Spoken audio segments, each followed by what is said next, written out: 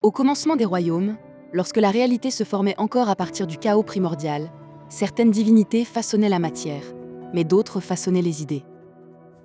Parmi elles naquit une entité différente, un esprit entièrement dédié à la connaissance, au sens, au symbole. Cet esprit devint Denner, le scribe de l'inspiration, le gardien des mots, des runes et de la vérité écrite.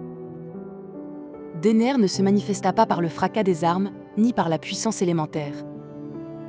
Il apparut dans le silence d'une pensée naissante, dans la forme d'un symbole gravé sur la première pierre, dans les lignes qui transformaient le chaos en compréhension. Là où d'autres dieux donnaient forme au monde, lui donnaient forme à l'histoire. Dès ses premiers instants, Denner chercha à consigner la structure du multivers.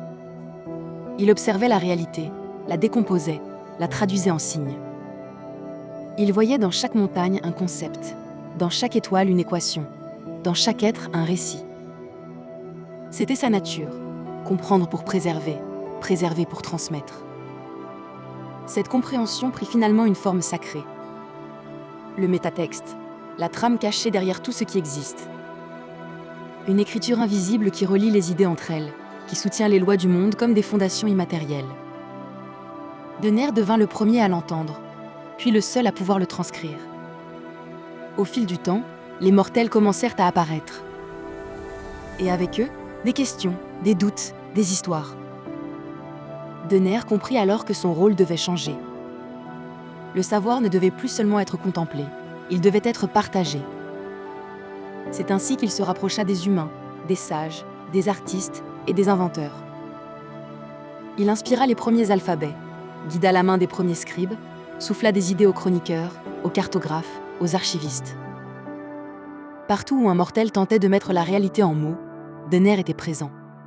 Parfois en murmurant une intuition, parfois en éclairant une vérité oubliée. Mais la connaissance a un prix. Car tout ce qui peut être créé peut être manipulé, et tout savoir peut être perdu. Des forces s'opposèrent à Denner. Certaines voulaient déformer la vérité. D'autres cherchaient à effacer des histoires entières.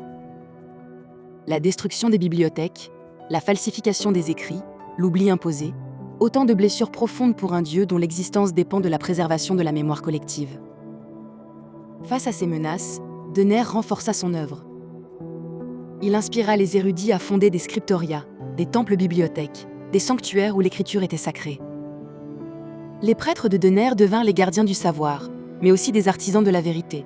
Ils copiaient, traduisaient, préservaient, et parfois révélaient ce que d'autres auraient voulu cacher. Puis vint un moment plus sombre de l'histoire des royaumes, une époque marquée par des ruptures dans la magie elle-même. La trame du monde se fissura.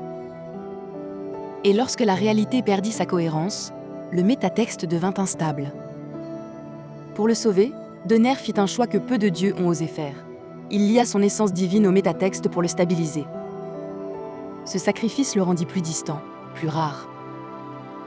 Mais il permit au monde de continuer à tenir ensemble.